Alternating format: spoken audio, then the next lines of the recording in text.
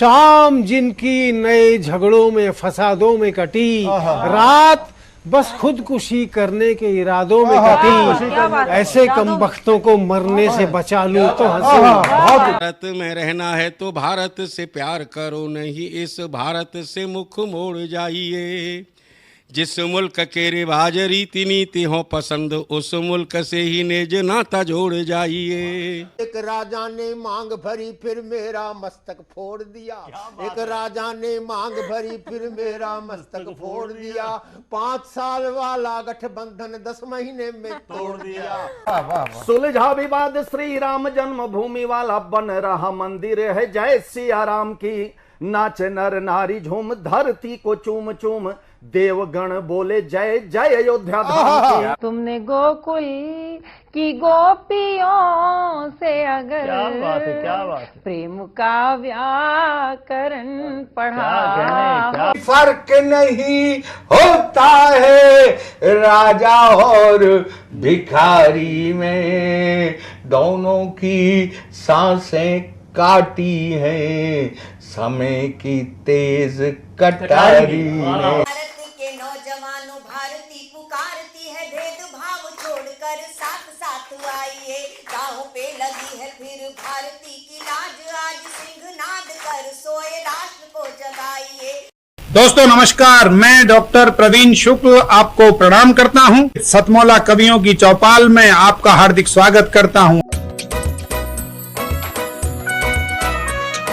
हर पल मस्ती और रंगीन विद सतमौला नमकीन, इससे बेटर है नथिंग। सतमौला नमकीन डिफरेंट टेस्ट है बेमिसाल, पनीर भुजिया भी कमाल, इसके टेस्ट के सब शौकीन। हाँ सतमौला नमकीन, सतमौला स्वीट्स एंड नमकीन, इससे बेटर है नथिंग। हाँ सतमौला नमकीन। नमस्कार, सतमौला कवियों की चौपाल में आप सभी दर्शकों का हार्दिक स्वागत है। सतमौला कवियों की चौपाल में आज हमारा परम सौभाग्य है कि आज हमारे बीच में देश ही नहीं अंतर्राष्ट्रीय स्तर के ही नहीं बल्कि वास्तव में जिनको हम अंतर्राष्ट्रीय ख्यातिनाम हम जिनको बोल सकते हैं, हमारे बीच में उपस्थित हैं। बहुत ही देश के धुरंधर हास्य विनोदी जो जिनका स्वभाव ही है, और इसलिए हास्य कवि नहीं मैं इनको बोलना चाहता हूँ कि 2 विदूषक बहुत अपने समय में रहे। एक तो दक्षिण में तेनाली रामा को जब हम देखते हैं तो हमें कहीं ना कहीं अनिल अग्रवंशी जी की छवि नजर आती है। जोरदार तालियों के साथ हम अनिल अग्रवंशी जी का हम स्वागत करें। दूसरे हमारे बीच में उपस्थित हैं, आप होते हैं ICCR विदेश मंत्रालय से प्रकाशित पत्रिका गगनांचल के प्रधान संपादक आशीष कंदवे जी। अभी आप सांस्कृतिक केंद्र म्यांमार के आप निदेशक के रूप में आपकी नियुक्ति हुई है म्यांमार में, और जिस प्रकार से आपने ICCR की पत्रिका का आपने सुसंचालन किया, आप वहाँ पर सांस्कृतिक निदेशक के रूप में आप वहाँ पर देश की ख्याति आप और फहराएंगे। आशीष कंदवे जी का हार्दिक स्वागत है। तीसरे हमारे बीच में जो बहुत ही प्रतिष्ठित व्यक्तित्व हमारे बीच में उपस्थित है, उसका नाम होता है श्री हंसराज रल्हन। श्री हंसराज रल्हन कंपनी चंदा कैसेट्स और मैना कैसेट्स के आप चेयरमैन हैं, और संभवतः नहीं सुनिश्चित तौर पे मैं कह सकता हूं कि टी सीरीज सरीखी कंपनियों में शुमार जिनका नाम होता है वो चंदा कैसेट्स का नाम होता है, सोनाटेक का होता है। और आपने कितने ही, चाहे वो सपना चौधरी हो, चाहे वो हरियाणा के लोकगीत हों, लोक कलाकार हों, और ऐसे लोगों को आपने मंच प्रदान किया, हजारों लोगों को आपने प्रतिष्ठा तक पहुंचाया है। और हमारे बीच में चौथी जो काव्य जगत की जो प्रतिष्ठित एक विभूति है, उनका नाम होता है श्री दिनेश वत्स। दिनेश वत्स बहुत बड़े अच्छे हास्य कवि हैं, और हास्य कवि के साथ साथ वह कादम्बनी पत्रिका से भी जुड़े हैं, हिंदुस्तान समाचार से भी जुड़े हुए हैं। हमारे बीच में उपस्थित हैं देश के सुप्रसिद्ध हस्ताक्षर हास्य व्यंग्य के कवि श्री अनिल अग्रवंशी जी। अनिल अग्रवंशी जी बहुत ही छोटी छोटी बातों को छोटे छोटे ऐसे बिंदु होते हैं, जैसे कि कमीज पे लगा हुआ कोई एक हल्का सा भी दाग होता है, उसको भी उनकी नज़र जाती है और उसका निवारण कितनी सफाई से कर देते हैं। ड्राई क्लीनर वाला भी परेशान हो जाता है कि ये हमारा व्यवसाय बंद करके मानेगा। इसी प्रकार जो हमारे बीच में मॉरल एजुकेशन वाले हैं वो भी हैरान और परेशान हो जाते हैं कि अनिल अग्रवंशी यदि रहा तो हमारी जो क्लास है वो भी बंद हो जाएगी। ऐसे में हास्य कवि को मैं आमंत्रित करना चाहता हूं, जहाँ जोरदार तालियों के साथ हम स्वागत करें अनिल अग्रवंशी। बोलूं? नमस्कार, सतमोला कवियों की चौपाल में आप सभी को मेरा प्यार भरा नमस्कार। प्रवीण भाई बहुत अच्छा संचालन कर रहे हैं और लगातार कार्यक्रमों में, पिछले कार्यक्रम में आपने देखा कि एक हास्य व्यंग की कविता बच्चों की शिक्षा के ऊपर मैंने मंच पर प्रस्तुत की थी। दोस्तों, हास्य व्यंग का कवि या कोई भी रस का कवि होता है, हम लोग कह देते हैं ये हास्य रस का कवि है, ये वीर रस का कवि है, ये श्रृंगार का कवि है, ये संवेदनाओं का कवि है, लेकिन सच्चाई ये है कि हर कवि के भीतर सब रस विराजमान रहते हैं। ना केवल कवि के भीतर, आप श्रोताओं के बीच में भी, आपके भीतर भी सब रस विराजमान है। तभी तो आप अप्रिशिएट करते हैं, तभी तो आप तालियां बजाते हैं, क्योंकि आपके मन की बात कही जाती है। आज देश में दहेज का एक जो कुरीति चल रही है, मैं बड़ा आहत रहता हूं इससे। हमारे देश में पता नहीं कब से क्या कुरीतियां चल रही हैं, कभी प्रथा प्रथा आई, कभी सती प्रथा आई, कभी दहेज प्रथा आई, और अभी बच्चों को गर्भ में मार देते हैं। तो बिटिया के लिए मैं 4 पंक्तियां बोलना चाहता हूं, उसके बाद एक व्यंग्य की कविता पढ़ता हूं। 4 पंक्तियां पढ़ता हूं कि बच्चों को गर्भ में मार देते हैं साहब, ये महापाप है, तो इसे बेटा बना पालो तो ये इतिहास छू लेगी, इसे बेटा बना पालो तो इतिहास छू लेगी, करो विश्वास बेटी पर तो ये विश्वास छू लेगी, कभी जीवन में बेटी को नजरअंदाज मत करना, जरा से पंख खोलोगे तो ये आकाश छू लेगी, जरा से पंख खोलोगे। हम बच्चियों का जीवन कहां ले गए साहब? लेकिन कभी किसी ने कल्पना की है कि बच्चियों को क्यों लोग मार देते हैं? हालांकि वो अपराध है, किसी भी स्थिति में अपराध है, लेकिन बच्चियों के साथ भी तो जब इतना अत्याचार होता है, चाहे वो उनको बचपन से लेकर, 1-2 पंक्तियां मैंने लिखी थी, एक संस्था ने उसको हाईलाइट भी कर रखा, वो उनका मेन नारा है कि नारी की सुरक्षा हो, हर पहलू पे रक्षा हो। कौन सा पहलू? बचपन से लेकर जब तक वो नारी आती है उसको यही प्रताड़ना दी जाती है साहब। लेकिन दहेज की जो प्रथा है, जो दहेज की प्रथा है, वो हमारे समाज में ऐसी बढ़ गई है।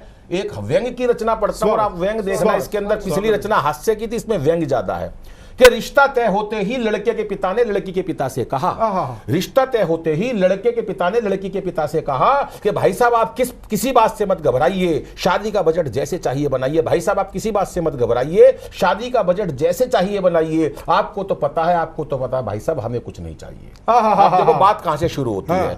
रिश्ता तय होते ही लड़के के पिता ने लड़की के पिता से कहा, भाई साहब आप किसी बात से मत घबराइए, शादी का बजट जैसे चाहिए बनाइए। आपको तो पता है भाई साहब, हमें कुछ नहीं चाहिए। हाँ, बारातियों की संख्या जरूर 1000 के आसपास होगी, बारातियों की संख्या जरूर 1000 के आसपास होगी। जेंट्री एकदम हाई क्लास और खास होगी। जिन लोगों से हमारे संपर्क है बहुत ऊंचा समाज है, जिन लोगों से हमारे संपर्क है भाई साहब बहुत ऊंचा समाज है। हमारे यहाँ मिलने का बहुत रिवाज है, हमारे यहाँ मिलने का बहुत रिवाज है। इसलिए टीके की थाली में शगुन की राशि हमारी हैसियत अनुसार रखवाइए, टीके की थाली में शगुन की राशि हमारी हैसियत अनुसार रखवाइए। आपको तो पता भाई साहब, हमें कुछ नहीं चाहिए। वाह वाह, आपको तो पता है हमें कुछ नहीं चाहिए। हमने तो जब अपनी बेटी ब्याही थी अच्छी खासी रकम लगाई थी, हमने तो जब अपनी बेटी ब्याही थी अच्छी खासी रकम लगाई थी। डायमंड के 4 सेट चढ़ाए थे, हनीमून तक के टिकट हमने बुक करवाए थे। लड़के को खुली छूट थी, चाहे किसी कंट्री में भी घूमने जाइए। अब आपको बार बार क्या कहूं, आपको तो पता है हमें कुछ आपको तो पता है हमें कुछ नहीं चाहिए। और हाँ, शादी के दिन शहर का नामी कैटरर्स बुक करवा देना, शादी के दिन शहर का नामी कैटरर्स बुक करवा देना। बुक करवाने से पहले एक बार हमको जरूर दिखवा देना, बुक करवाने से पहले एक बार हमको जरूर दिखवा देना, क्योंकि आजकल शादी के बेहतरीन तरीके होते हैं, आजकल जयमाल के एक से एक बेहतरीन तरीके होते हैं। बिना ऑर्केस्ट्रा के बड़े बड़े पंडाल फीके रहते हैं, बिना ऑर्केस्ट्रा के बड़े बड़े पंडाल फीके रहते हैं। फेरों से लेकर विदा तक सारा इंतजाम करवा देना, शादी में हर प्रकार का व्यंजन रखवा देना। और हाँ, पार्किंग शायद बैलेट वाली ठीक रहेगी, पार्किंग बैलेट वाली ठीक रहेगी। 7 सीटर कोई भी गाड़ी किसी कंपनी की भी चलेगी, 7 सीटर कोई भी गाड़ी किसी कंपनी की भी चलेगी। आखिर कौन नहीं चाहता हमारी बेटी खुश रहे, इसलिए आप भी ये जरूरी रस्में निभाइए। अब बार बार क्या कहूं गुप्ता जी, आपको तो पता है आपको तो पता है हमें कुछ नहीं चाहिए। और हाँ, वैसे खानदानी लोग तो जितना कहते हैं उससे अधिक लगा देते हैं। खानदानी लोग जितना कहते हैं उससे अधिक लगा देते हैं। कुछ तो इतने भले होते हैं बेचारे, बाद में एफडी तक करवा देते हैं। कुछ तो इतने भले होते हैं बाद में, आखिर रिश्तेदार ही तो रिश्तेदार का सहारा है। आखिर रिश्तेदार ही तो रिश्तेदार का सहारा है। जो आज तुम्हारा है वो कल हमारा है। जो आज तुम्हारा है वो कल हमारा है। इसलिए दिल पर किसी प्रकार का बोझ मत लाइए।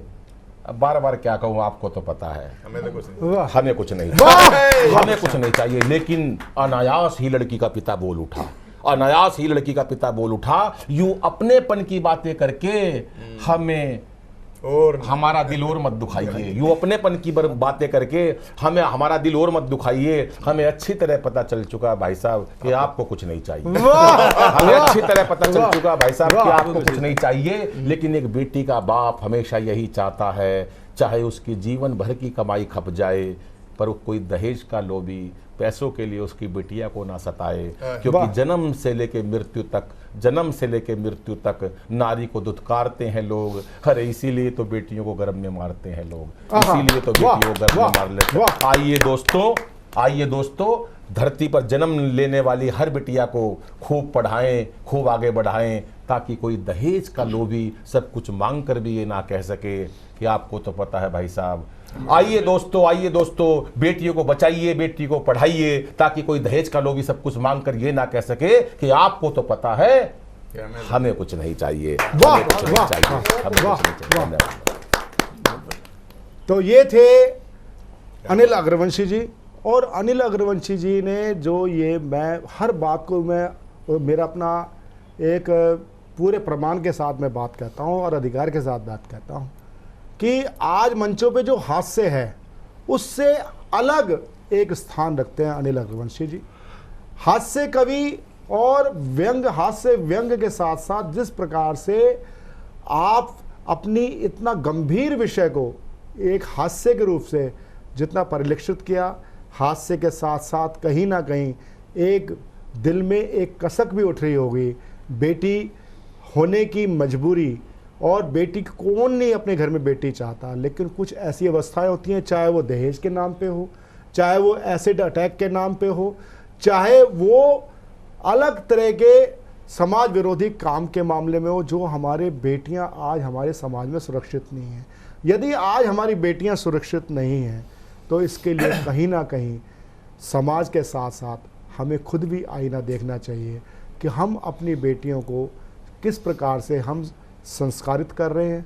और समाज का भी जो दायित्व है, ये मैं केवल उपदेश देने की बात नहीं कर रहा हूँ, और इसमें कहीं ना कहीं कवि पक्ष जो आ जाता है वो प्रस्तुत किया अनिल अग्रवंशी जी ने। जोरदार तालियों के साथ हम अनिल अग्रवंशी जी का स्वागत।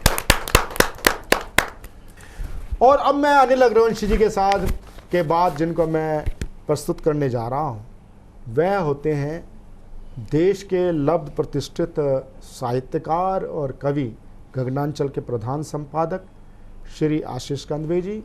आप नवनियुक्त, आप म्यांमार में आप सांस्कृतिक निदेशक के रूप में आपकी नियुक्ति हुई है, और बहुत ही आप लब्ध प्रतिष्ठित कवि भी हैं। तो मैं आपको सादर आमंत्रित करता हूं श्री आशीष कंदवे जी को। जोरदार ताली के साथ। नमस्कार, मैं आशीष कंदवे सतमोला कवियों के चौपाल में आप सब दर्शकों का हार्दिक अभिनंदन करता हूं, और अभिनंदन करता हूं देश के शीर्षस्थ व्यंग रचनाकार, करुणा के रचनाकार भाई अनिल अग्रवंशी जी का। मैं स्वागत करता हूं सोनोटेक के निदेशक और संगीत की अजरस धारा को निरंतर प्रवाहित रखने वाले अपने व्यवसाय के माध्यम से, अपने सामाजिक कृत्यों के माध्यम से भाई हंसराज जी, देश के सुप्रसिद्ध कवि दिनेश वत्स जी, और इस पूरे कार्यक्रम के संयोजक एक निष्ठा के साथ अंगद की तरह पांव जमा करके इस कार्य को वर्षों से संपन्न करने वाले भाई प्रवीण आर्या जी। क्या बात, बहुत प्रवीण जी, मन करता है कुछ गजलें सुना। स्वागत बिल्कुल। उसमें आपका समय भी बच जाएगा और तरन्नुम में मैं पढ़ भी नहीं पाऊंगा। तहत में ही कुछ गजलें आपको सुनाता हूँ। कि देखिए कैसे मिजाज बदल गए हैं समाज के लोगों के, मित्रों के। एक शेर के माध्यम से देखिए कि चुपके चुपके ही वार करता है, चुपके ही वार करता है, चुपके चुपके ही वार करता है, वक्त कब किससे प्यार करता है। बहुत अच्छा। चुपके चुपके ही वार करता है, वक्त कब किससे प्यार करता है। और जिनको हासिल नहीं हुआ कुछ वो, जिनको हासिल नहीं हुआ कुछ वो, हर घड़ी जीत हार करता है। हर घड़ी जीत हार करता है, चुपके चुपके ही वार करता है, वक्त कब किससे प्यार करता है। क्या कहने। एक शेर बतौर खास भाई प्रवीण जी को दे रहा हूं इस गजल के माध्यम से कि मेरे कातिल ने मुझे दिखा करके, मेरे कातिल ने मुझे दिखा करके, मेरे कातिल मुझे दिखा करके, मेरे कातिल मुझे दिखा करके अपने खंजर में धार करता है। मेरा कातिल मुझे दिखा करके अपने खंजर में धार करता है, चुपके चुपके ही वार करता है, वक्त कब किससे प्यार करता है। और इसी गज़ल का एक शेर देखिए कि हुस्न पर जब नशा चढ़ा होता, हुस्न पर जब नशा चढ़ा होता, चुपके चुपके श्रृंगार करता है। क्या बात है। हुस्न पर जब नशा चढ़ा होता, चुपके चुपके श्रृंगार करता है। और छोड़ देते हैं उनके जब आंसू, छोड़ देते हैं उनके जब आंसू, गम के दरिया को पार करता है, गम के दरिया को पार करता है, चुपके चुपके ही वार करता है, वक्त कब किससे प्यार करता है। क्या कहने। वाह वाह। बहुत बहुत धन्यवाद अनिल जी। और इसी कड़ी में एक और गज़ल, इस गज़ल के कुछ शेर देखिए कि ये नहीं हम आना जाना छोड़ दें, ये नहीं कि हम आना जाना छोड़, ये नहीं कि हम आना जाना छोड़ दें, अपने गुलशन का ठिकाना छोड़ दें। क्या बात है। ये नहीं हम आना जाना छोड़ दें, अपने गुलशन का ठिकाना छोड़ दें।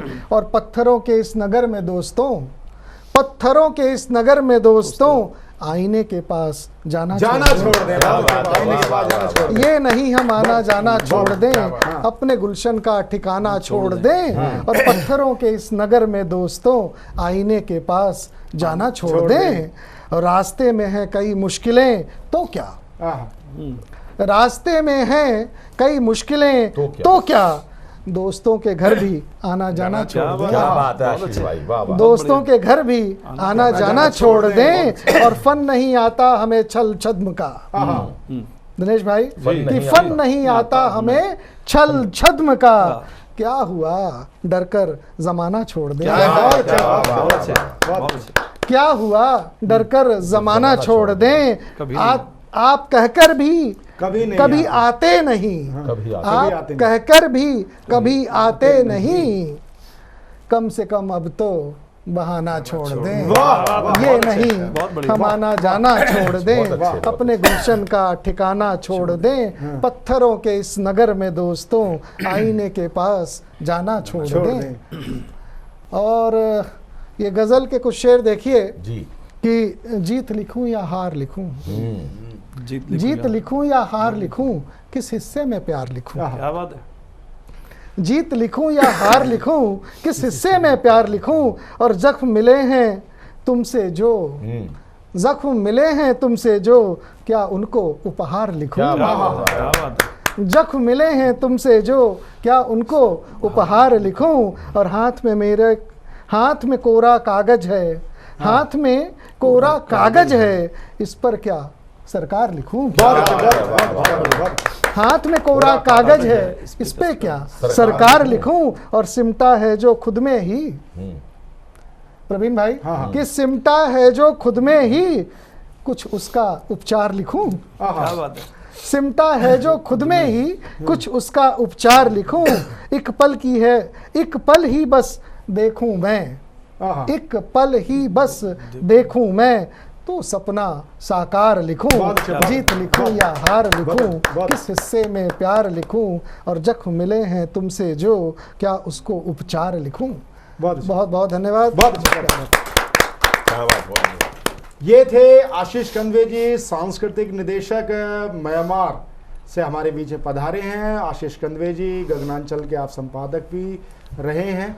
और अब मैं जिनको आमंत्रित करना चाहता हूँ, सबसे बड़ी बात यह है कि जिन हम अपने आशीर्वाद प्रदान करने वाले व्यक्तियों को बुलाते हैं, कई बार सोचते हैं कि जो आशीर्वाद प्रदान करने वाले व्यक्ति केवल आशीर्वाद दे करके चला जाएगा, लेकिन ये हम ऐसे व्यक्ति को बुलाते हैं जिसका इस कार्यक्रम से सरोकार है, साहित्य से जिनका सरोकार है, जो एक ध्वजा फहराने जा रहे हैं म्यांमार में।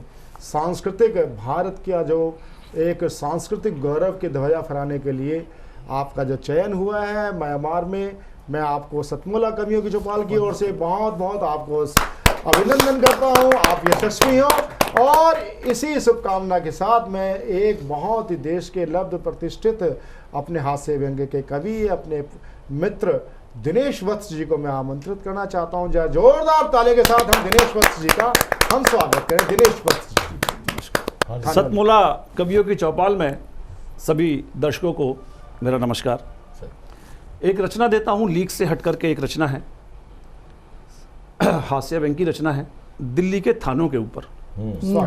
दिल्ली के थानों के ऊपर ये जो रचना है वो बिल्कुल एकदम अलग तरह की रचना है और वो मैं आपके समक्ष प्रस्तुत करता हूं कि थाने जनसेवक की टोली है, देखिए जनाब पीकर भंग के थाने ने दूसरे की कैसे पोल खोली है। वाह वाह। जब चढ़ गई ज्यादा भंग होकर दबंग, शेखी मारने लगा पहाड़गंज, कमाई के मामले में हमसे पीछे है दरियागंज। सुनकर पहाड़गंज की भड़क, लाहौरी गेट भी हो गया कड़क, बोला जो भी आता है उसका बढ़ाता हूं वेट, अरे कश्मीरी गेट से कुछ ज्यादा ही बढ़ता हूं पेट। क्या बात है कि कश्मीरी गेट से कुछ ज्यादा ही बढ़ता हूं पेट, जब बात आई पेट की रुक नहीं सका ओखला, जब बात आई पेट की रुक नहीं सका ओखला, कहने लगा बड़े बड़े इंडस्ट्रियलिस्ट को कर दिया हमने खोखला। बहुत अच्छे, बहुत अच्छे। झूमती डगर नशे में था मुखर्जी नगर, बोला सबको कर दूंगा डाउन, अबे सट्टेबाजों का बाप है मॉडल टाउन। बहुत अच्छे, बहुत अच्छे, बहुत अच्छे। आपके लिए नहीं कहा है मैंने, आप ठीक है आप रहते हैं, मैंने आपके लिए नहीं कहा है। अबे सट्टेबाजों का बाप है मॉडल टाउन, सपोर्ट मिलने पर महल से निकल चांदनी ने ली अंगड़ाई, सपोर्ट मिलने पर महल से निकल चांदनी ने ली अंगड़ाई, और पड़ोसी थाने नवी करीम से आंख लड़ाई, कहा मार्केट में कमला को नचाता है फिर भी पैसा ना लेने की कसम खाता है। इनकी सुनकर तिलक मार्ग बोला सबकी कमाई में हरकत है, मंदिर की कमाई में बरकत है। सबकी कमाई में हरकत है, मंदिर की कमाई में बरकत है। मंगोलपुरी, सुल्तानपुरी, जहांगीरपुरी, सीमापुरी ने भंग के ऊपर पीली थैली और अपनी जबान खोली, हमसे ज्यादा धंधा कराती है कोतवाली, हमसे ज्यादा धंधा कराती है कोतवाली। बहुत अच्छे, बहुत। और एक उपमा देखिएगा कि धरकर रूप चंडी का कालकाजी गुर्राई, गांधी पटेल लाजपत मालवीय नगर, तुम भी भटक गए अपनी डगर, तोड़ दिए सारे आदर्श उसूल, जानती हूं कहां से करते हो हफ्ता वसूल। सदर बाजार ने करोल बाग पर फिक्रा कसा, नशे में हूं बेटे आज तू मेरे चुंगल में फंसा। इनकी सुनकर मॉरिश नगर जोर से हंसा, हंसते हंसते उसकी सारी उतर गई, हंसते हंसते उसकी सारी उतर गई। बोला कुछ ही थाने तो है मलाईदार, हम तो एक कोने में पड़े हैं बेकार। कुछ ही थाने तो है मलाईदार, हम तो एक कोने में पड़े हैं बेकार। सोच समझ कर बोलो गधे और घोड़ो, सबको एक तराजू में मत तोलो। कुछ थाने वसूलते हैं व्यापारियों से पत्ती, वत्स अपनी तो किस्मत में लिखी है अफसरों की दुलत्ती, अफसरों की दुलत्ती। बहुत बढ़िया। तो ये थे हमारे प्रिय मित्र दिनेश वत्स जी, बहुत अच्छे एक पत्रकार हैं, प्रखर पत्रकार के साथ साथ कवि भी हैं। बहुत ही मैं उनका हार्दिक साधुवाद करता हूँ थाने वाली रचना के लिए, और क्रिकेट के द्वारा आपने नमों की बात की। मैं आमंत्रित करता हूँ श्री हंसराज रल्हन जी को। हंसराज रल्हन जी आज हमारे साथ जुड़ रहे हैं, और ये एक प्रमाण है जिनके हम लेते हैं वो चिरकाल के लिए होता है।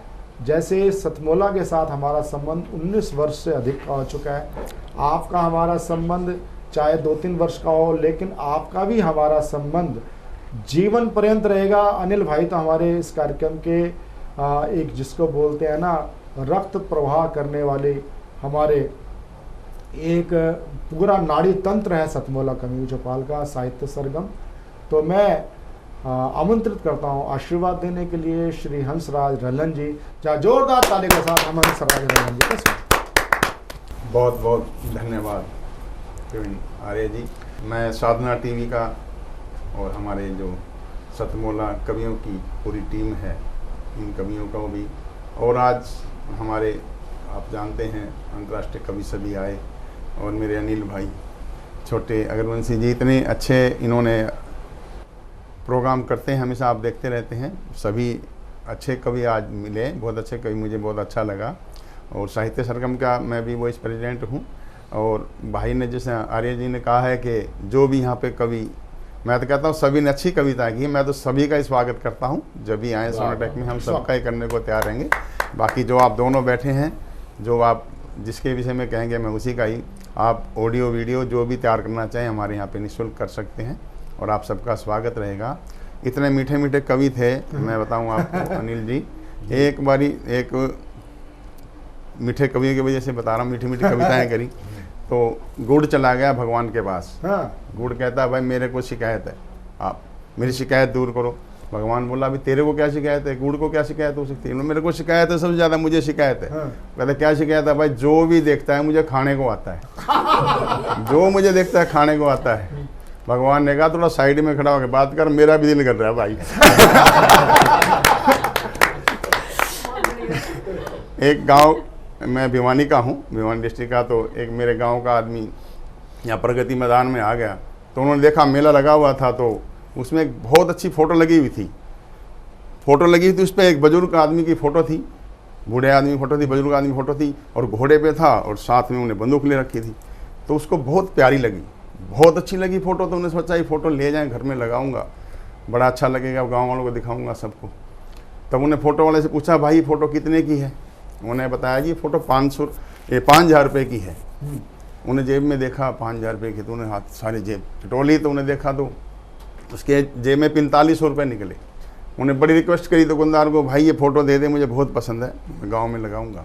उन्हें दी नहीं उसको, और मन में बड़ा उसको दुख हुआ। जब वो एक हफ्ते बाद एक मित्र के घर गया, तो उन्हें देखा कि वही फ़ोटो उसके ऊपर वहाँ पे घर पे लगी बैठक में। उन्हें देखा फ़ोटो वही है, तो ये तो वहीं से आई होगी फ़ोटो शायद। उन्हें पूछा उसे, भाई आपकी ये फ़ोटो आपने कहाँ से ली? उन्होंने कहाँ से ली? ये तो मेरा दादा है भाई। मेरा दादा है, गांव में पहले हमारे घुड़सवार थे, घोड़े थे हमारे, मेरे दादा को शिकार का बहुत शौक था, ये मेरे दादा की फ़ोटो है। वो बोला भाई बात सुन ले, 500 रुपये कम रहेगी ना तो मेरा दादा होता।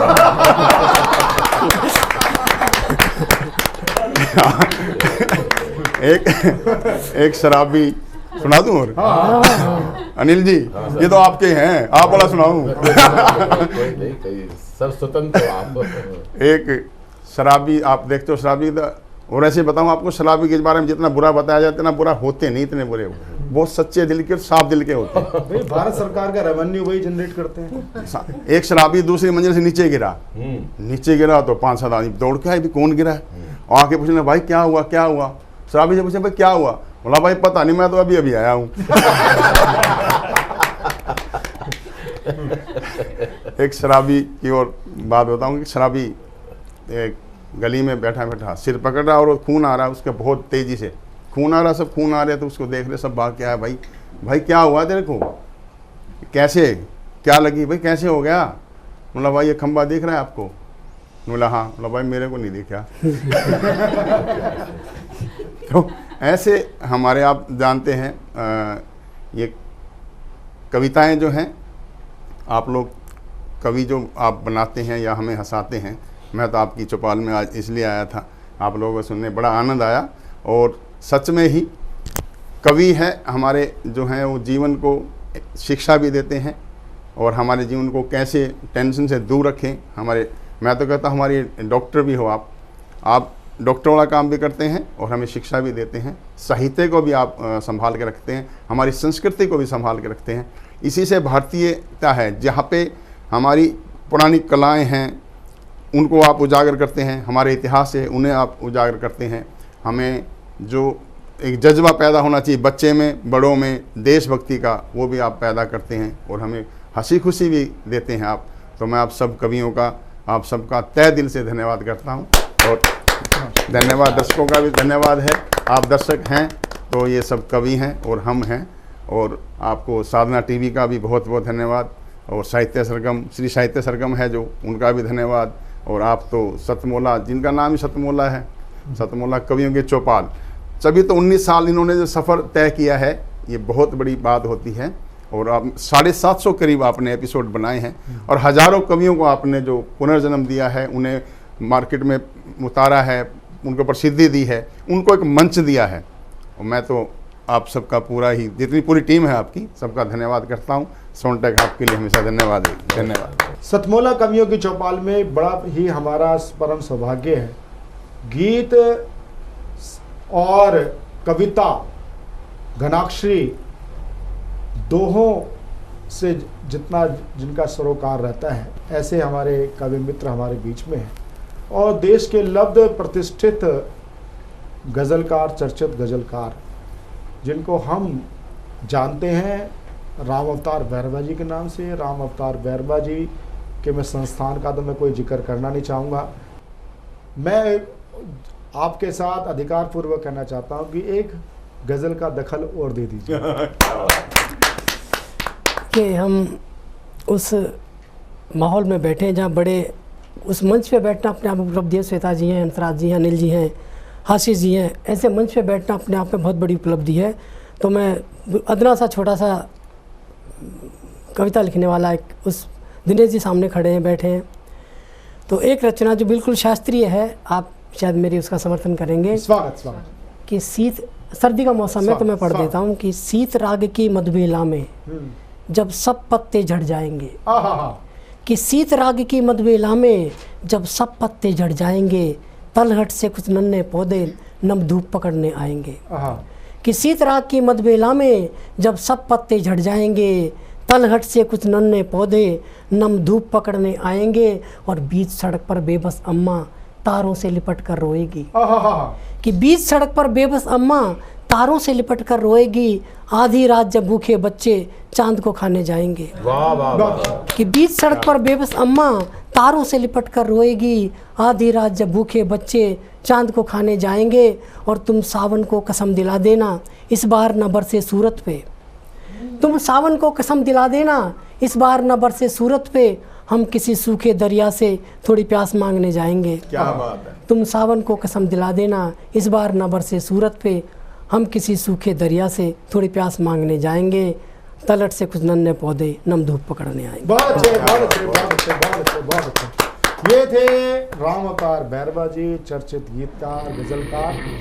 और सतमोला कवियों की चौपाल में मिलते हैं एक छोटे से कमर्शियल ब्रेक के बाद, एक देश से पधारे नए और प्रतिष्ठित गीतकारों के साथ मिलते हैं एक छोटे से कमर्शियल ब्रेक के बाद। जितना जी में आए खाओ, बस खाते ही खाते जाओ, डरने की क्या बात है जब सतमोला साथ है। टेस्ट है इसका सबसे निराला, हर दिल पर जादू कर डाला, स्वाद स्वाद में जमकर खाया, सतमोला ने खूब बचाया। खाने से डरता है क्या? सतमोला।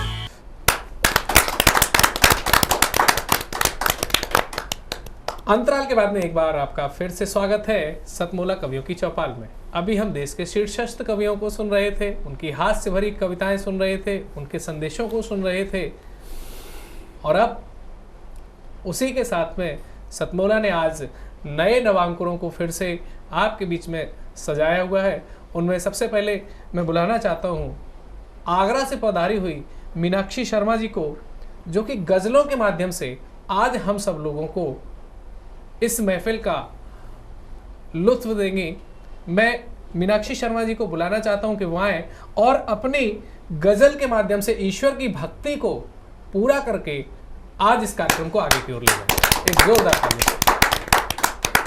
नमस्कार जी, मैं मीनाक्षी शर्मा मनस्वी आगरा से सतमोला कवियों की चौपाल में सभी उपस्थित मनीषियों का प्रणाम करती हूँ और एक भक्तिमय प्रेममय गज़ल आप सभी के समक्ष निवेदित करती हूँ। इसके भावों के साथ जुड़ने की कोशिश कीजिएगा। स्वागत है। कभी मैं राह जो भटको तो तुम आवाज दे देना। क्या बात है। कभी मैं राह जो भटको तो तुम आवाज दे देना, मेरे गीतों की शौखी को तुम अपना साज दे देना। वाह वाह वाह वाह, क्या बात। हो तेरे बिन मैं कुछ ऐसे ही के जैसे मीन जल के बिन, हो तेरे बिन मैं कुछ ऐसे ही के जैसे मीन जल के बिन, मेरे ख्वाबों ख्यालों को नया अंदाज दे देना। क्या बात है, वाह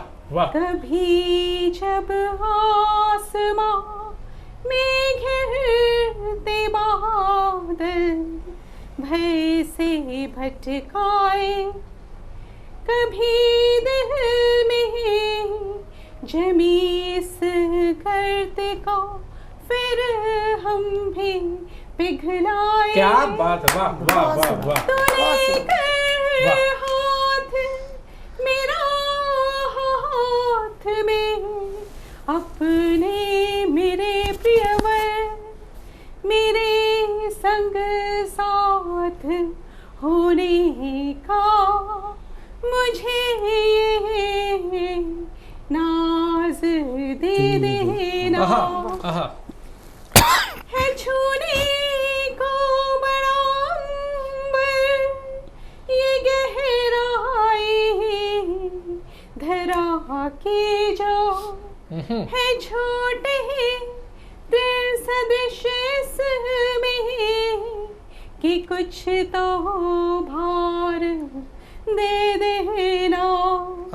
बहुत भटके हैं राहों में न भरमाना अभी मुझको तेरा कण कण में परिचय आज ये सरताज दे। क्या बात, वाह वाह वाह। तेरा कण कण में परिचय आज ये सरताज दे देना।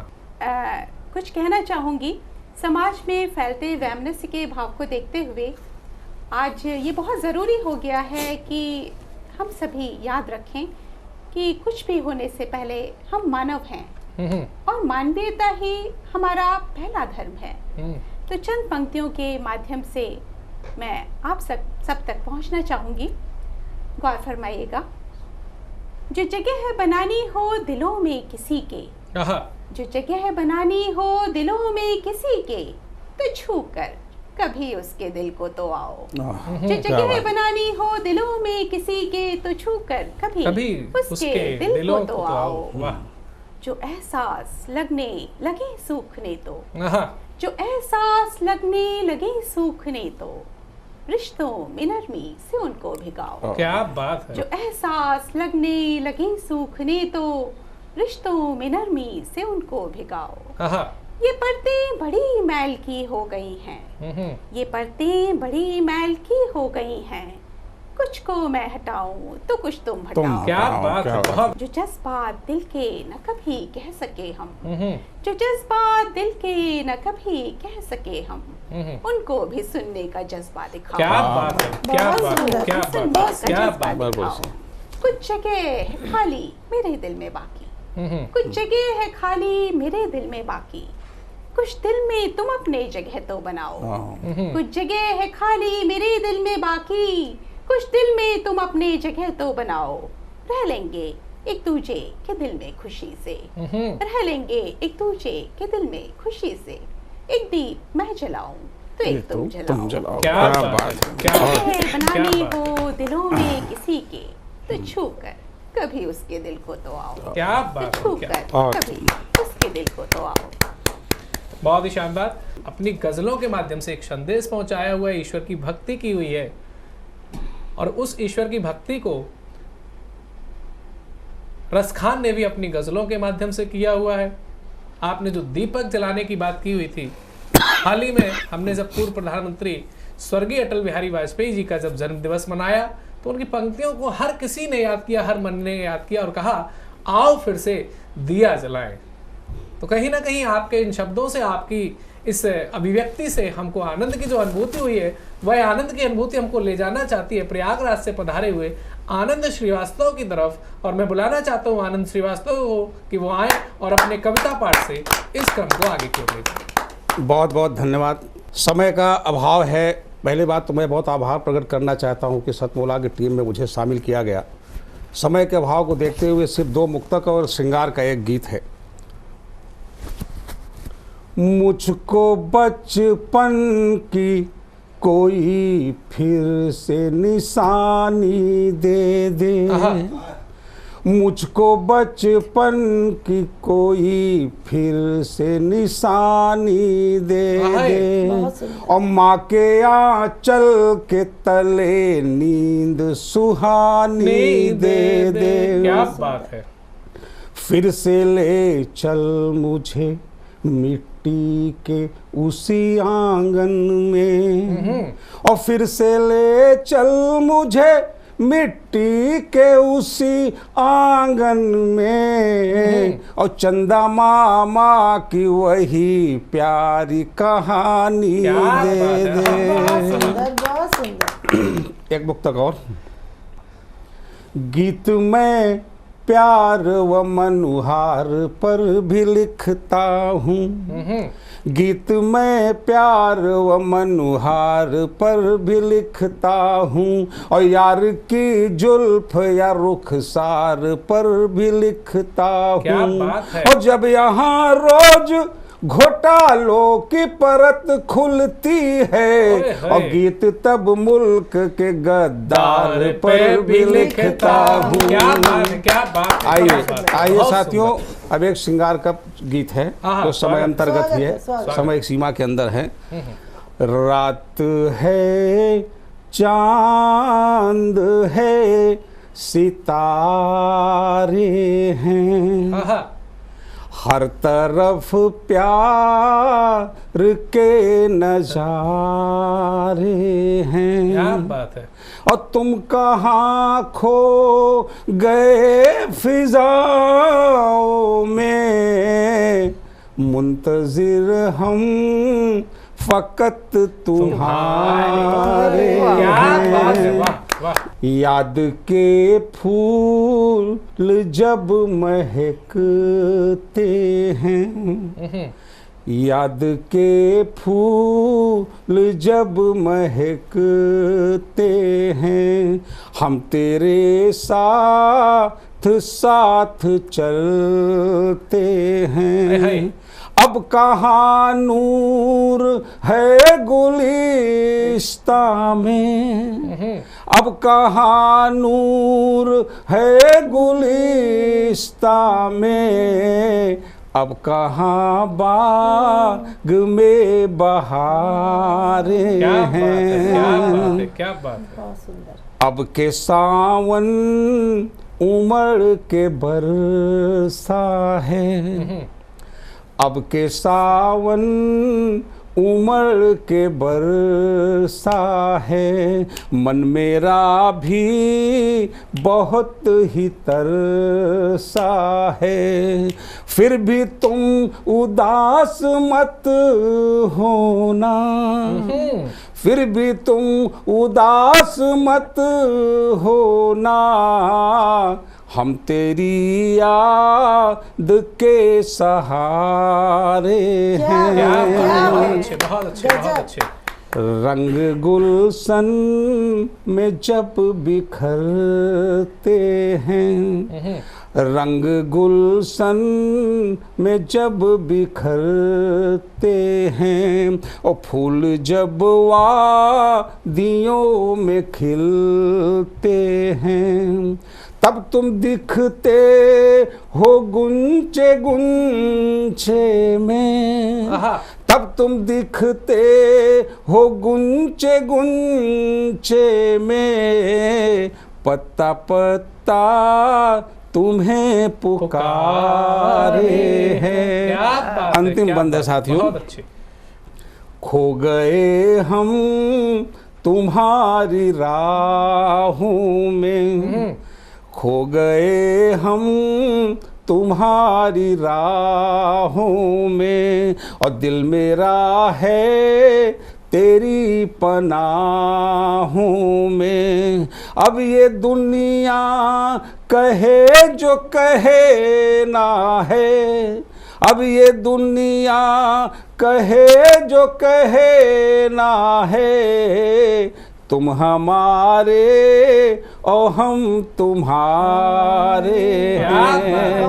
रात है चाँद है सितारे हैं, हर तरफ प्यार के नजारे हैं। तुम कहाँ खो गए फिजाओं में, मुंतजिर हम फकत तुम्हारे हैं। धन्यवाद। बहुत ही शानदार धन्यवाद। कविता जो आपने ये लाइन कही है, तुम हमारे हैं और हम तुम्हारे हैं, जी सीधा सीधा भावार्थ यही जाता है कि आपने बड़े आनंदमय चित्त होकर प्रयागराज संगम के तट पर बैठ करके अपनी प्रियतमा के लिए जो पंक्तियां लिखी हुई हैं, ये पंक्तियां आपके जीवन में सार्थक हो रही हैं और आपके चेहरे से जो मुस्कान झलक रही है, ये मुस्कान इस बात की गवाह है कि ये गीत गा गा करके आज आप अपने वैवाहिक जीवन को भी सफल बनाने में साबित हो गए।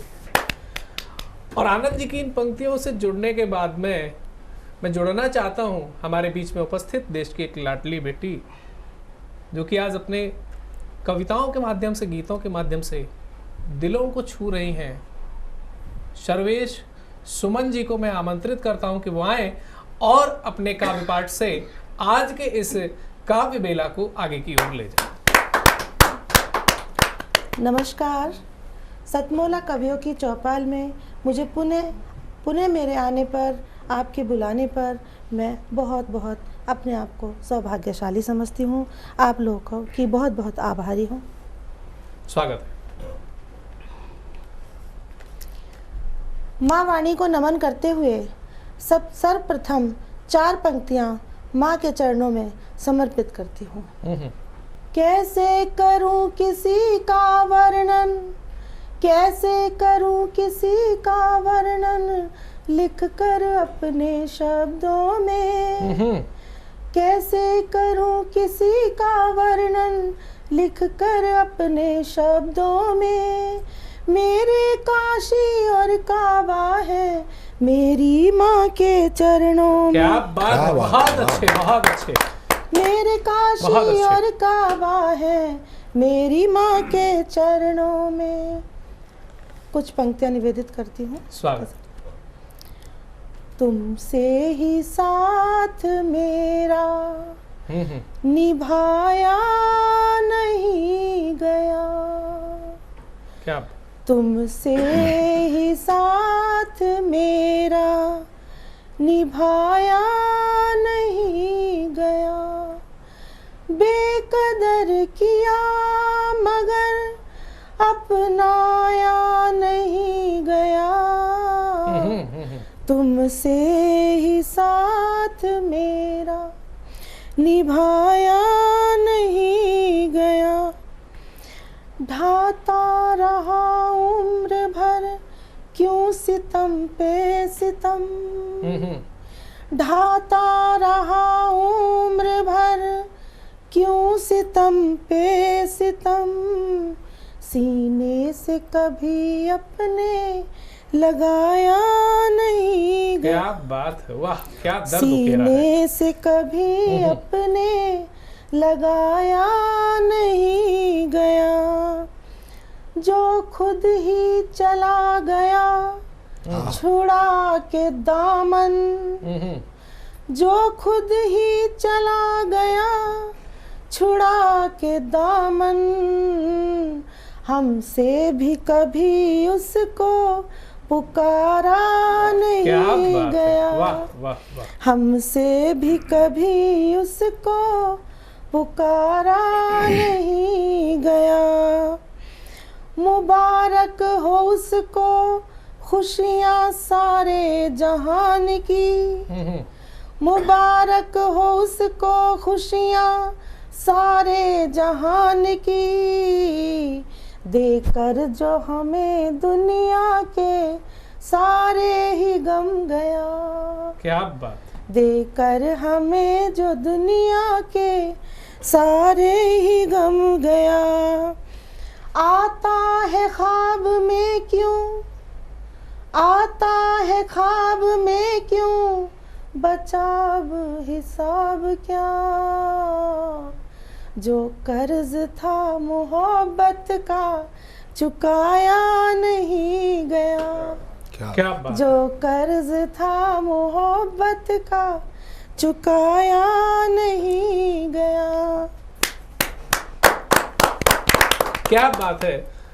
आपने जिन आसान शब्दों में अपने मन के दर्द को, और मैं समझ रहा हूं कि ये केवल आपके मन का दर्द नहीं है, बल्कि सामने टीवी स्क्रीन पर बैठे हुए देश के हर दर्शक के मन का ये दर्द है कि जो लोग साथ छोड़कर चले जाते हैं और दर्द देकर जाते हैं, तो उनके जाने से व्यथाएं तो आती हैं, और जब ऐसी व्यथाएं आती हैं तो मेरा कवि हृदय लिखता है कि हाँ माना मन व्यथित हुआ है और नहीं कभी पर थकित हुआ है।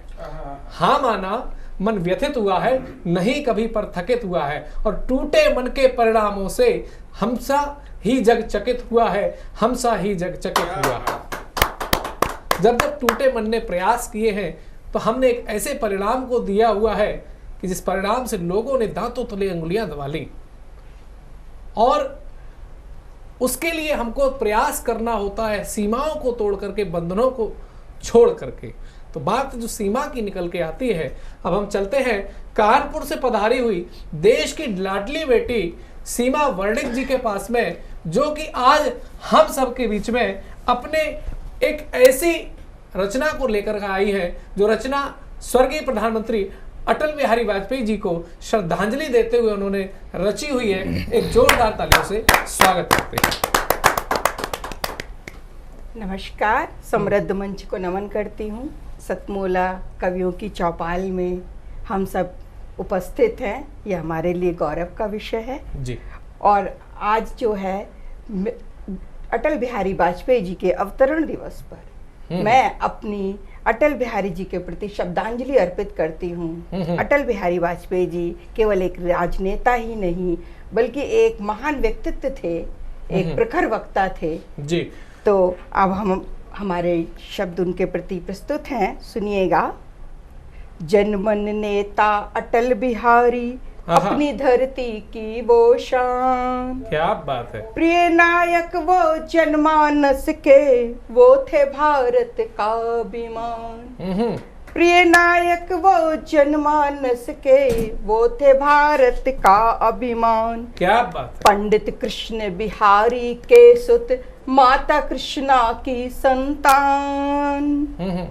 पंडित कृष्ण बिहारी के सुत, माता कृष्णा की संतान। साधारण कुल में जन्मे वो, देशभक्त उनकी पहचान। क्या बात। देशभक्त उनकी पहचान। पत्रकार कवि वक्ता अच्छे थे, जनसंघ अध्यक्ष आप। नेता वो 24 दलों के, सबसे रखते मेल मिलाप। क्या बात। नेता वो 24 दलों के, सबसे रखते मेल मिलाप। दीन दयाल कराए थे जो राजनीति के नव अभ्यास। कष्ट उठा आपातकाल में, झेला था फिर कारावास। क्या बात है। आजीवन अविवाहित रहकर जीवन किया देश के नाम। दलगत राजनीति से उठकर करे देश हित में सब काम। करे देश हित में सब काम। कार्य महान अटल का था जब किया पोखरन में विस्फोट। अमेरिका आश्चर्यचकित हो, रखता मन में भारी खोट। क्या बात है। उन्नत भारत के सपने से जोड़ दिया सड़कों से देश। स्वर्णिम योजना चतुर्भुज से आज विकसित हुआ परिवेश। क्या बात। आज विकसित हुआ परिवेश, कोंकण में रेल आरंभ कर किया देश का खूब विकास, कावेरी विवाद सुलझा कर करते अद्भुत अटल प्रयास, विश्व पटल पर हिंदी भाषण देकर लिखा नया इतिहास। संयुक्त राष्ट्र संघ में अटल बिहारी वाजपेयी हमारे विदेश मंत्री थे, उन्होंने सबसे पहले अपनी भाषा में हिंदी में भाषण दिया था जी। विश्व पटल पर हिंदी भाषण देकर लिखा नया इतिहास, भाषा को सम्मान दिलाया, साहसिक था उनका प्रयास। 51 कविताएं सुंदर, ये उनका काव्य संग्रह था। 51 कविताएं, 51 कविताएं सुंदर, देती जीवन का वो सार, पूर्ण समर्पित जीवन उनका, सादा जीवन उच्च विचार। बहुत सुंदर। आजादी का देख सवेरा, भूले कष्ट भरी वो शाम, 4 दशक तक सेवा करके दर्ज कराया अपना नाम।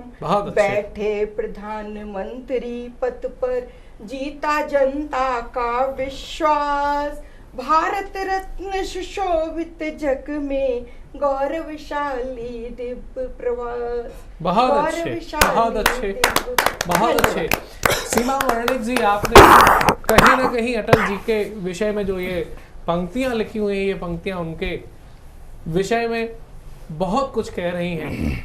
और अटल जी के बारे में सिर्फ एक चीज मुझे याद आती है कि अटल जी एक ऐसा व्यक्तित्व थे कि वो जिस जगह से जुड़ते थे, चाहे उनका ग्वालियर से जुड़ाव रहा हो, चाहे उनका आगरा से जुड़ाव रहा हो, चाहे कानपुर से शिक्षा दीक्षा का जुड़ाव रहा हो, चाहे लखनऊ से चुनाव लड़ने का जुड़ाव रहा हो, या देश के अंदर राजनीति करने का जुड़ाव रहा हो, विदेश में देश को प्रदर्शित करने का जुड़ाव रहा हो, हर जगह उन्होंने एक ऐसी छाप छोड़ी जो आज भी लोगों के हृदय पर विराजमान है। और वो एक ही बात कहता है, जो भी व्यक्ति आज उनसे मिला है, उनके बारे में पढ़ा है, वाह अटल वाह। इससे ज्यादा और कोई शब्द ही नहीं वो कह सकता है, क्योंकि इतने भावपूर्ण तरीके से वो लोगों से मिलते थे। अटल जी की बात हो रही है और हमने आज इस उत्तर प्रदेश की बात की, और जब उत्तर प्रदेश की बात की तो रायबरेली से हमारे बीच में परमहंस मौर्य अपनी गजल को लेकर के आ रहे हैं। मैं बुलाता हूं आप सबके एक जोरदार तालियों से परमहंस मौर्य जी को। स्वागत है। नमस्कार, मैं परमहंस मौर्य, गीतकार शायर, रायबरेली उत्तर प्रदेश से गजल के कुछ शेर प्रस्तुत करता हूँ। ये मुसाफिर किधर जाते हैं, ये मुसाफिर किधर जाते हैं, कुछ इधर तो कुछ उधर जाते हैं। ये मुसाफिर किधर जाते हैं, कुछ इधर तो कुछ उधर जाते हैं। सारा दिन चाहे जहां भटकते रहते हैं लोग, सारा दिन चाहे जहां भटकते रहते हैं लोग। शाम होते ही सब अपने घर जाते हैं, शाम होते ही सब अपने घर जाते हैं। जो हिम्मत से काम लेते हैं वो मंजिल पाते हैं, जो हिम्मत से काम लेते हैं वो मंजिल पाते हैं। नाकामयाब तो वो होते हैं जो डर जाते हैं, नाकामयाब तो वो होते हैं जो डर जाते हैं। कोई कितना भी अपने आप को शहंशाह समझता हो, कोई कितना भी अपने आप को शहंशाह समझता हो, समय की मार से सब सुधर जाते हैं, समय की मार से सब सुधर जाते हैं। जिंदगी सूनी सूनी सी लगे, सूनी सूनी सी जवानी लगे। जिंदगी सूनी सूनी सी लगे, सूनी सूनी सी जवानी लगे। भर सका ना ख्वाहिशों का पन्ना, किताबों की अधूरी कहानी लगे। भर सका ना ख्वाहिशों का पन्ना, किताबों की अधूरी कहानी लगे। मुकद्दर रूठा तो इतनी बेरहमी से रूठा, मुकद्दर रूठा तो इतनी बेरहमी से रूठा कि शरबत भी खारा पानी लगे। मुकद्दर रूठा तो इतनी बेरहमी से रूठा कि शरबत भी खारा पानी लगे। शादी की चिंता माँ बाप को इतना घेर लेती है, शादी की चिंता माँ बाप को इतना घेर लेती है कि 10 साल की बिटिया भी सयानी लगे। शादी की चिंता माँ बाप को इतना घेर लेती है कि 10 साल की बिटिया भी सयानी लगे। पहचानने वाले तो आहट से पहचान जाते हैं, पहचानने वाले तो आहट से पहचान जाते जाते हैं। भुलाने वालों के लिए तो जानी पहचानी सूरत भी अनजानी लगे। भुलाने वालों के लिए तो जानी पहचानी सूरत भी अनजानी लगे। ये दो गजल सुनने के बाद में मैं समझता हूं कि जितने स्पीड से आपने इनको पढ़ा हुआ है, ऐसा लग रहा था कि हम अंतिम पड़ाव की ओर आगे बढ़ रहे हैं और दौड़ते जा रहे हैं अपने लक्ष्य की ओर। जितना जल्दी हम दौड़ के पहुंच जाएंगे उतनी जल्दी हम अपने लक्ष्य को पा लेंगे। आपने कुछ इस अंदाज में अपनी गजलों को पढ़ा और जब आप गजल पढ़ रहे थे तो ये लग रहा था कि गजलें वाकई में बहुत स्पीड से पढ़ी जा रही हैं, बहुत तेजी से पढ़ी जा रही हैं, लेकिन उनमें बहुत गूढ़ रहस्य छिपे हुए हैं जीवन के। उसमें बहुत गूढ़ रहस्य छिपे हुए हैं हर व्यक्ति से जुड़े हुए जीवन। अब मैं जुड़ना चाहता हूं भेरूलाल सौराष्ट्री जी से, जो कि अपना एंटीना ले करके आ रहे हैं हम सबके सिग्नल मिलाने के लिए, उसी हास्य विधा में दोबारा पहुंचाने के लिए। एक जोरदार तालियों से स्वागत करते हैं भेरूलाल एंटीना को। स्वागत है। सत सत अभिनंदन करता हूँ भारत माता के चरण और ताज को, और दूसरा नमन करता हूँ विश्व सम्राट महाकाल महाराज को। विश्व सम्राट महाकाल महाराज को। कहीं न कहीं हमारे देश में आज संस्कृति की दुर्गति हो रही है। और क्यों हो रही है? कहाँ हमारे संस्कार छिप जाते हैं कि त्रेता युग में राम हुआ करते थे। त्रेता युग में राम हुआ करते थे तो मर्यादा का पाठ अदा किया करते थे। और त्रेता युग में सीता हुआ करती थी तो मर्यादा पुरुषोत्तम श्री रामचंद्र जी के साथ वनवास जाया करती थी मित्रों। लेकिन आज कलयुग में यह दुर्दशा हो गई है कि रावण, कुंभकर्ण और विभीषण एक जगह बैठते हैं। रावण, कुंभकर्ण, विभीषण एक जगह बैठते हैं और विभीषण रावण से बीड़ी मांगता है। विभीषण रावण से बीड़ी मांगता है और रावण को विभीषण बीड़ी देने से इनकार कर देता है। तो पास में बैठा कुंभकर्ण बोलता है कि विभीषण, अरे भैया बीड़ी मांग रहा, बीड़ी पिलाए ना। उन्होंने कहा बस कर भैया, इसको 10 मुंह है, पूरा बिंडल पी जाएगा। ये हालत हमारे देश की हो गई है। तब मैं निवेदन करना चाहता हूं कि क्यों संस्कार लुप्त हुए हमारे, कि महबूबे खुदा की पहचान नहीं है। महबूबे खुदा की पहचान नहीं है और सीने में अगर किसी के ईमान नहीं है, अरे शैतान है वो, इंसान नहीं है, और वीरान है वो घर जिसमें गीता और कुरान नहीं है। यहाँ हमारे संस्कार खत्म हुए हैं। तब मैं निवेदन करना चाहता हूँ कि माँ करुणामय होती है, माँ ममतामय होती है, माँ दयावान होती है, माँ भाषा का ज्ञान कराती है। माँ शब्द में बहुत बड़ी खासियत है। माँ अजर अमर पावन धरा की शख्सियत है। माँ बहता पानी निर्मल जल की धारा है। माँ वसुंधरा पर अविचल सदी है। माँ के सीने में क्षीर सी गहरी नदी है। माँ एक बच्चे की मनुहार है। माँ है तो जीवन एक त्योहार है। माँ है तो जीवन एक त्योहार है। लेकिन मित्रों, कहीं माँ के अस्तित्व से मैं पिता का अस्तित्व भी कम नहीं समझता हूँ, क्योंकि पिता एक कांच की तरह है, एक बच्चे के पैरों की सतह है। एक बार टूट जाता है तो पुनः नहीं मिलता है। पिता चाहे कौशल्या ने राम को जन्म दिया हो, चाहे कैकेयी ने भरत को राज तिलक किया हो, लेकिन पुत्र के वियोग में मरने वाले, प्रणाम करता हूँ ऐसे पिता दशरथ को, प्रणाम करता हूँ ऐसे पिता दशरथ को। चाहे देवकी ने कृष्ण को जन्मा हो, चाहे यशोदा ने कृष्ण का दुल्हार किया हो, लेकिन मध्य रात्रि में कड़कती बिजली में, यमुना की तेज धार में कृष्ण को अपने कंधे पर बिठाकर यमुना पार कराने वाले, प्रणाम करता हूँ ऐसे पिता वसुदेव को, प्रणाम करता हूँ ऐसे पिता वसुदेव को। चाहे पुत्र मोह में आकर गांधारी ने आंखों की पट्टी खोल ली, अरे पुत्रों के बीच में कुंती भी झूठ बोल ली, लेकिन 100 बाणों की सैया पर सोने वाला, सत्य पर अडिग रहने वाला, पुत्रों के आघात को सहने वाला, सत्य पर अडिग रहने वाला, पुत्रों के आघात को सहने वाला, प्रणाम करता हूँ ऐसे पितामह भीष्म को, प्रणाम करता हूँ ऐसे पितामह भीष्म को। जहाँ पर ये कविता मेरी थोड़ी सी जी मिस हुई थी, लेकिन मैं इन्हीं पंक्ति के साथ 2 लाइन बेटियों के सम्मान में पढ़ना चाहता हूँ। जी स्वागत है। कि बेटी भाषा का ज्ञान कराती है, बेटी भाषा का ज्ञान कराती है, बेटी मर्यादा सिखलाती है, बेटी संस्कार बतलाती है, बेटी वीरता दिखलाती है। लेकिन बेटी बिना वंश नहीं चलता, बेटी बिना कलरव नहीं होता, और जिस घर में बेटी का जन्म नहीं होता उस मनुष्य को अपनी जिंदगी का आधा अनुभव नहीं होता, आधा अनुभव नहीं होता। जय हिंद, जय भारत। बहुत ही शानदार काव्य पाठ रहा भेरूलाल सौराष्ट्री जी आपका, और जो आपसे उम्मीद की गई थी कि आप एक ऐसा एंटीना सेट करेंगे, वाकई में आपने भक्ति से चलते हुए माँ के विषय में जो पंक्तियां कही और माँ से जोड़ते हुए पिता की ओर ले गए, और माता पिता के बाद में जो सबसे जरूरी और सबसे अहम बिंदु रह जाता है वो रह जाता है बेटी। तीनों बिंदुओं पर आपने जो अपने वक्तव्य रखे हुए हैं इस कविता के माध्यम से, मैं समझता हूं कि ये हर मन को छूने वाली पंक्तियां हैं, और आपके इस सार्थक वक्तव्य के कविता पाठ से आज हर व्यक्ति जुड़ा हुआ महसूस कर रहा है।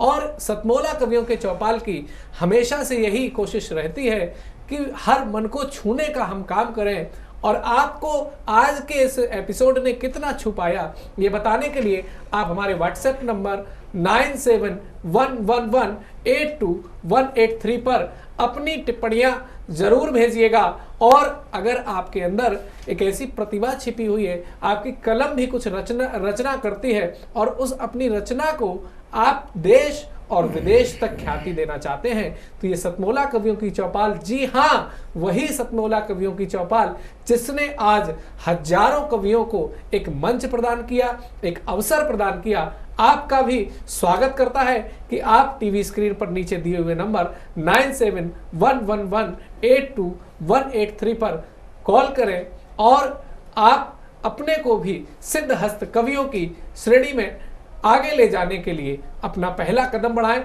बहुत बहुत धन्यवाद। जय हिंद।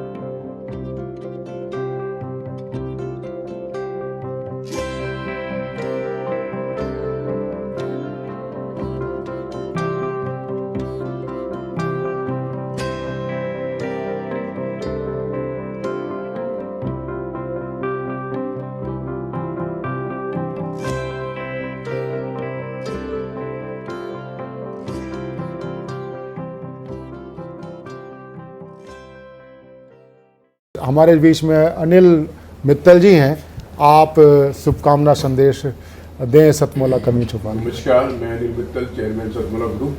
सतमोला कवियों की चौपाल के सभी दर्शकों का बहुत बहुत स्वागत करता हूं। और आज बड़ा खुशी का मौका है कि आज सतमोला कवियों की चौपाल में आदरणीय महेंद्र सिंह बिट्टा जी आए हैं, उनका आशीर्वाद मिला हमारे को, तो बहुत सौभाग्य की बात है। आज और अगले महीने 15 अगस्त को हम लोग अपने 18 वर्ष पूरे कर रहे हैं सतमोला कवियों की चौपाल के। तो ये बहुत मतलब मेरे लिए तो एक विश्वास नहीं होता मेरे को कि जब मैं 18 साल पहले सतमोला में से जुड़ा कवियों की चौपाल से, तो ये सफ़र इतना लंबा जाएगा। लेकिन परवीन आर्य की मेहनत से और लगन से ये सब पॉसिबल हो पाया। और सतमोला परिवार बहुत जुड़ कर इसके साथ खुश है कि देश के नए नए कवियों को इस प्लेटफॉर्म पे मौका मिलता है। और मैं बिल्कुल भरोसा दिलाता हूँ कि ये प्रोग्राम जब तक मैं हूँ जब तक ये चलता रहेगा और बहुत जल्द सिल्वर जुबली भी पूरी करेगा। धन्यवाद। सीएम साहब, हमारे 30 विधायक अपोजिशन पार्टी में चले गए, अब आप सीएम नहीं रहे। सतमोला। तो अब नया सीएम कौन बन रहा है? Tell me. सतमोला खाओ, कुछ भी पचाओ।